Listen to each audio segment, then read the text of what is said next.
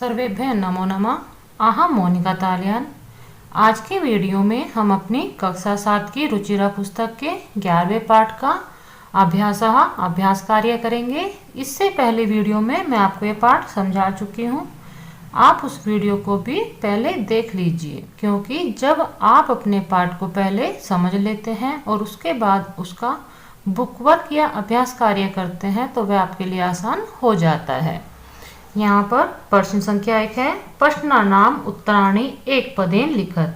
प्रश्नों के उत्तर एक पदेन यानी एक पद से लिखत लिखो। वैसे तो ये कार्य मैंने किया हुआ है, लेकिन फिर भी आप अपने प्रश्नों को समझ लीजिए, क्योंकि संस्कृत में पदों का अर्थ बहुत अधिक मायने रखता है।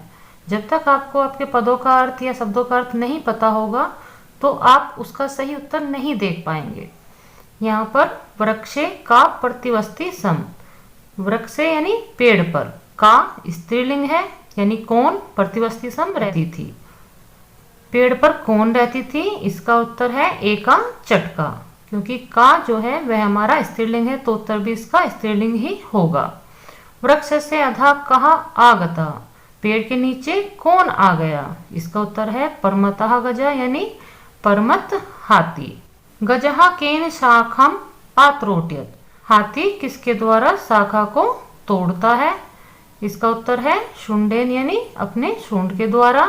काष्ठकुटः चटकाम कस्याः समीपम आनयत, जो कटफोड़ा है वो चिड़िया को किसके पास लाता है। इसका उत्तर है मक्षिकायाः यानी मक्खी के पास। मक्षिकायाः मित्रम कः आसीत, मक्खी का मित्र कौन था। इसका उत्तर है मंडूकः। यहाँ पर आप विसर्ग भी लगा लीजिए। इस प्रकार ये आपके एक पदेन वाले प्रश्नों के उत्तर हो जाएंगे। प्रश्न संख्या 2 है, रेखांकितानि पदानि आधृत्य प्रश्न निर्माणम कुरुत। रेखांकित पदों को आधार बनाते हुए आपको प्रश्न निर्माण करना है। यहाँ पर कालेन चटकायाः संतति जाता, समय के साथ उस चिड़िया की संतान हुई। यहाँ पर चटकायाः ये आपका रेखांकित पद है, यह आपका षष्ठी विभक्ति एक वचन का पद है। तो आप अपने किम सर्वनाम के प्रश्न निर्माण में सबसे अधिक जो महत्वपूर्ण होता है वह आपका किम सर्वनाम होता है। किम सर्वनाम आपका तीनों लिंगों में होता है। तो आपको प्रश्न निर्माण करते समय ये विशेष रूप से ध्यान रखना होता है कि जो हमारा पद इन्होंने रेखांकित किया है वह किस लिंग और किस वचन और किस विभक्ति का पद है। उसी के अनुसार आपको अपने किम सर्वनाम वाले पदों का प्रयोग करना होता है।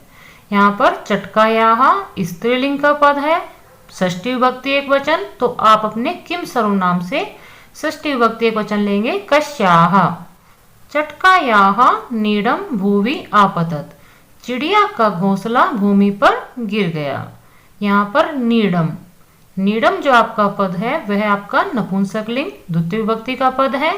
तो आप अपने किम सर्वनाम से द्वितीय विभक्ति वाला पद लेंगे एक वचन का, जो है किम यानी क्या, चिड़िया का क्या भूमि पर गिर गया। गजस्य वधने एव मम दुखम अपसरेत, हाथी के वध के द्वारा ही मेरा दुख शांत होगा। यहाँ पर गजस्य, गजस्य जो आपका पद है षष्ठी विभक्ति एक वचन का है, पुल्लिंग का यह पद है। तो आप अपने किम सर्वनाम से पुल्लिंग वाला ही षष्ठी विभक्ति एक वचन वाला पद लेंगे, जो है कस्य। काष्ठकुटः चंचुआ गजस्य नयने स्फोटयति, कटफोड़ा चोंच के द्वारा हाथी के आंखों को फोड़ देगा। यहाँ पर चंचुआ, जो चंचुआ पद है यह आपका स्त्रीलिंग है और तृतीय विभक्ति का पद है, एक वचन का पद है। तो किम सर्वनाम में तृतीय विभक्ति एक वचन पद बनेगा कया। इस प्रकार ये आपके जो रेखांकित पद है उनको आधार मानते हुए हम अपने प्रश्नों वाले जो प्रश्न निर्माण वाले पद हैं उनको यहाँ पर ऐड कर देंगे, इनको हटाते हुए, और शेष जो आपके पद है उनको उसमें जोड़ देंगे। और यहाँ पर जो आपका पूर्ण विराम है इसके स्थान पर आप सभी में प्रश्न निर्माण का चिन्ह लगा देंगे। इस प्रकार ये आपके प्रश्न निर्माण वाले वाक्य हो जाएंगे। प्रश्न संख्या 3 है, मंजूषातः क्रियापदानि चित्वा रिक्त स्थानानि पूरयत। मंजूषा जो इन्होंने आपको एक पेटिका यानी हेल्प बॉक्स के रूप में दिया हुए हैं कुछ पद, वहां से आपको अपने क्रियापदों को चुनते हुए रिक्त स्थानों में पूर्ण करना है। वैसे तो यह कार्य किया हुआ है और आप अपने पाठ को पहले पढ़ चुके हैं, तो इसको आप स्वयं भी कर सकते हैं, लेकिन जो मैंने कार्य किया है उनको अब एक बार देख लीजिए। काष्ठकुटः चंचुआ गजस्य नयने स्फोटयति। कटफोड़ा चोंच के द्वारा हाथी की आंखें फोड़ देगा। मार्गे स्थितः अहमपि शब्दम करिष्यामि। मार्ग में ठहरा हुआ या बैठा हुआ मैं भी शब्द करूंगा। तृष्णार्ता गजः जलाशयम गमिष्यति। प्यास से व्याकुल हाथी तालाब को जाएगा। गजः गर्ते पतिष्यति। हाथी गड्ढे में गिर जाएगा। काष्ठकुटः ताम मक्षिकायाः समीपम आनयत। कटफोड़ा उसको मक्खी के पास लाया। गजः सुंडेन वृक्ष शाखायाः त्रोटयति। हाथी सूंड के द्वारा पेड़ की शाखा को तोड़ता है। इस प्रकार ये आपकी सभी क्रियापदों से वाक्य पूर्ण हो जाएंगे। प्रश्न संख्या 4 है, प्रश्न नाम उत्तराणी एक वाक्य लिखत। प्रश्नों के उत्तर एक वाक्य में लिखिए। यहाँ पर जो इन्होंने प्रश्न दिए हैं इनके उत्तर आपके कुछ दीर्घ रूप में है। केवल पहले ही प्रश्न का उत्तर कुछ छोटे रूप में था, तो उसका मैंने यहाँ पर लिख दिया है। शेष के मैं आपको आंसर आपके पाठ से ही करवाऊंगी, तो आप इसमें विशेष रूप से ध्यान देंगे। चटकायाः विलापम श्रुत्वा काष्ठकुटः तम किम आपृच्छत। चिड़िया का रोना सुनकर कटफोड़ा उसको क्या पूछता है। यहाँ पर जो उत्तर देना है उसको आप विशेष रूप से देखेंगे। जो आपका किम है इसको आप कट कर देंगे, यानी इसके स्थान पर आपको अपने शेष सभी पदों को लिखना है जो यहाँ पर मैंने लिखा हुआ है। उत्तर देख लीजिए। चटकायाः विलापम श्रुत्वा काष्ठकुटः ताम अपृच्छत। इस प्रकार करने के बाद आप आगे शब्द लिखेंगे। भद्रे किमर्थम विलापसी। हे बहन किस लिए रो रही हो। ये इसका उत्तर हो जाएगा। पूर्ण वाक्य में देना था उत्तर, तो आपको पूर्ण वाक्य ही लिखना है। किम को आप हटा देंगे, अपृच्छत को इस प्रकार करके उसके आगे आपको ये आगे लिखना है। शेष दूसरे वाले को देख लीजिए। इसका उत्तर कुछ बड़ा है, तो वो आपके पाठ में से ही मैं आपको निशान लगाऊंगी। चटकायाः काष्ठकुटस्य च वार्तं श्रुत्वा मक्षिका किम आवदत। चिड़िया और काष्ठकुट की बातों को सुनकर मक्खी क्या बोलती है या कहती है। इसका उत्तर है आपका खा वाले प्रश्न का उत्तर आपका यहाँ से होगा। जो आपका वाक्य उन्होंने प्रश्न के रूप में पूछा है, वहां से केवल आपको प्रश्नवाचक जो पद है उसको हटाना है और शेष आपको मक्षिका आवदत तक एज इट इज लिख लेना। उसके बाद आप लिखेंगे मम अपि मित्रम मंडूकाः मेघनादः अस्ति। यानी मेरा भी मित्र मंडूक यानी मेंढक जो है मेघनाद नाम का एक मेंढक मित्र है। शीघ्रम तम उपेत्य यथो उचितम करिष्यामः। जल्द ही उसके पास चलते हैं, जो ठीक होगा वह करेगा। इसका उत्तर मैं आपको इसलिए लिखवा रही हूँ क्योंकि वहां पर पूछा गया है कि उन दोनों की, चिड़िया और कटफोड़ा है, वो मक्खी के पास आते हैं और उनको बातें बताते हैं क्या क्या हुआ, किस प्रकार से हुआ। उन दोनों की बातें सुनकर जब मक्खी कहती है कि मेघनाद नाम का एक मेंढक मेरा मित्र है, जल्दी उसके पास चलते हैं, जो ठीक होगा वो वही करेगा। यहाँ तक आपका खा वाले का उत्तर हो जाएगा। गा जो आपका प्रश्न है, मेघनादः मक्षिकाम किम आवदत। मेघनाद ने मक्खी को क्या बोला। इसका उत्तर भी बहुत दीर्घ रूप में है, तो आप उसको भी ध्यान से देखेंगे। गा वाले प्रश्न का उत्तर है मेघनाद आवदत। मेंढक ने कहा यथा अहम कथयामि तथा कुरुतम। जैसा मैं कहता हूँ वैसा तुम करो। मक्षिके प्रथमम त्वं मध्याह्ने तस्य गजस्य कर्णे शब्दम कुरु येन सह नयने निमील्य स्थास्यति। मक्षिके हे मक्खी, पहले तुम दोपहर के समय में उस हाथी के कानों में शब्द करो, जिससे वह दोनों आंखें मिलाकर बैठ जाएगा। तदा काष्ठकुटः चंचुआ तस्य नयने स्फोटयति। तब कटफोड़ा चोंच के द्वारा उसकी आंखें फोड़ देगा। एवं सह गजः अंधः भविष्यति। इस प्रकार वह हाथी अंधा हो जाएगा। तृष्णा आहर्ता सह जलाशयम गमिष्यति, प्यास से व्याकुल हुआ वह तालाब को जाएगा। मार्गे महान गर्ता अस्ति, मार्ग में बहुत बड़ा गड्ढा है। तस्य, इसके आगे भी इसी का उत्तर है। तस्य अंतिके अहम स्थास्यामि शब्दम च करिष्यामि, उसके अंत में मैं बैठकर शब्द करूंगा। मम शब्देन तम गर्तम जलास्यम मत्वा सह तस्मिन एव गर्ते पतिष्यति मरिष्यति च, मेरे शब्द से वह उस गड्ढे को जलाशय यानी तालाब मानकर वह उसमें ही गिर जाएगा और मर जाएगा। यहाँ तक आपके गा वाले प्रश्न का उत्तर होगा। यह जो उत्तर है यह मेरे अनुसार है और आपके प्रश्न के अनुसार भी यही उत्तर होना चाहिए। शेष जो आपके अध्यापिका या अध्यापक गण कराते हैं, यदि वो उसको शॉर्ट में कराना चाहते हैं तो आप उनके अनुसार ही अपने उत्तर को करेंगे। घा वाला प्रश्न है, चटका काष्ठकुटम किम आवदत, चिड़िया कठफोड़े को क्या बताती है या कहती है।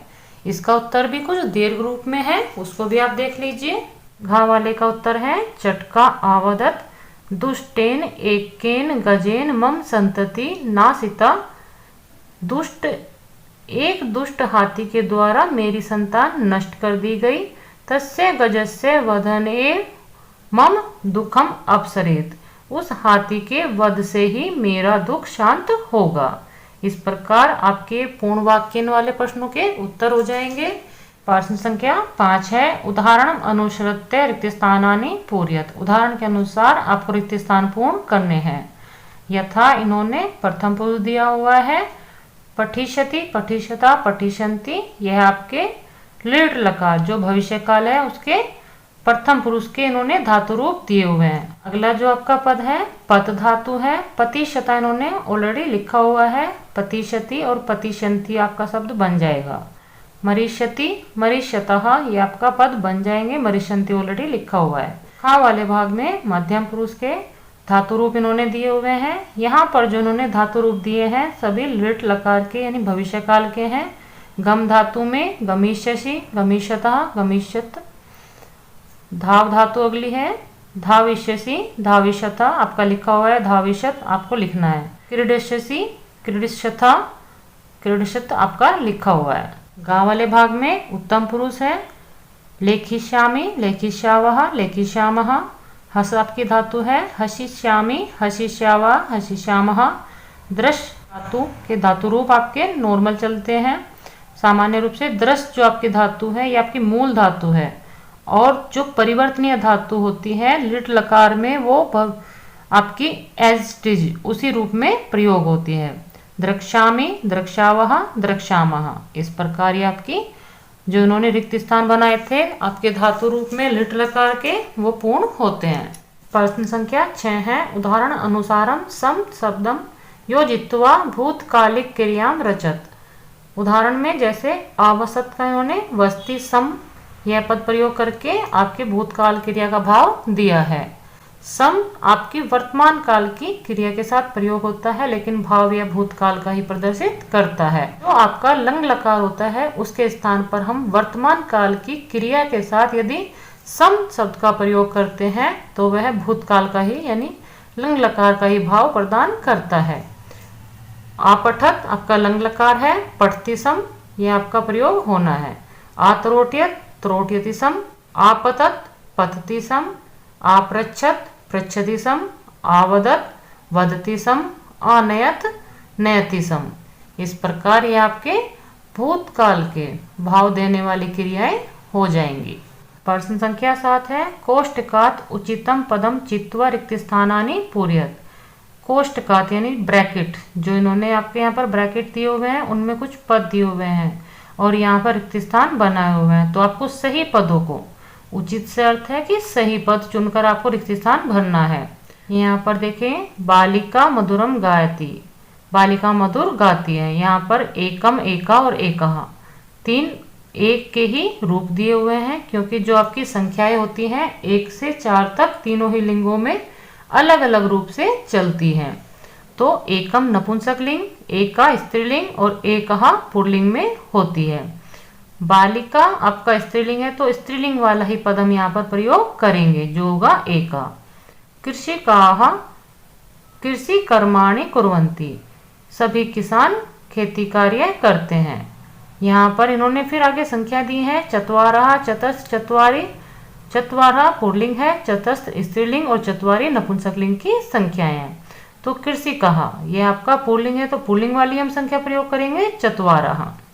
पत्राणि सुंदराणि सन्ति, पत्राणि जो आपका है यह नपुंसकलिंग है, ते पुल्लिंग, ताः स्त्रीलिंग और तानि नपुंसकलिंग पद है तो आप तानि का ही प्रयोग करेंगे क्योंकि पत्राणि हमारा नपुंसकलिंग पद है। धेन्वाः दुग्धम ददाति, धेन्वाः जो है यह आपका बहुवचन है तो बहुवचन की ही क्रिया प्रयोग करेंगे जो है ददाति।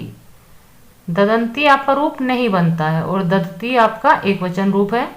वयम संस्कृतम अपठाम, हम सब ने संस्कृत को पढ़ा। यहाँ पर आपका वयम के साथ अपठाम ही प्रयोग होगा क्योंकि जो आपका करता है उसी के अनुसार हमें क्रिया प्रयोग करनी होती है। इस प्रकार यह आपका पाठ पूर्ण होता है। मिलते हैं अगले पाठ की वीडियो के साथ। सर्वेभ्यः नमो नमः।